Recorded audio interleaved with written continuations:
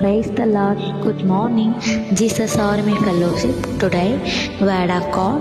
ஏசாயா 52 அதிகாரம் 10 வசனம். எல்லா ஜாதிகளின் கண்களுக்கு முன்பாகவும் கர்த்தர் தம்முடைய பரிசுத்த புயத்தை வெளிப்படுத்துவார். பூமியின் எல்லைகளில் உள்ளவர்கள் எல்லாரும் நமது தேவனுடைய இரட்சிப்பை காண்பார்கள். ஆமென்.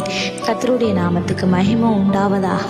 இந்த நாளிலும் இந்த சத்தத்தை கேட்டுக்கொண்டிருக்க தேவனுடைய பிள்ளைகளை எல்லா ஜாதிகளின் கண்களுக்கு முன்பாக கர்த்தர் தம்முடைய பரிசுத்த உயர்த்தை வெளிப்படுத்துவேன் என்று ஆண்டவர் சொல்லுகிறார்.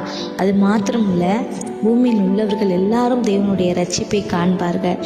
இந்த நாளிலும் இந்த சத்தத்தை கேட்டுக்கொண்டிருக்கிற நீங்களும் அவருடைய இரட்சிப்பை இந்த நாளில் காண போறீங்க.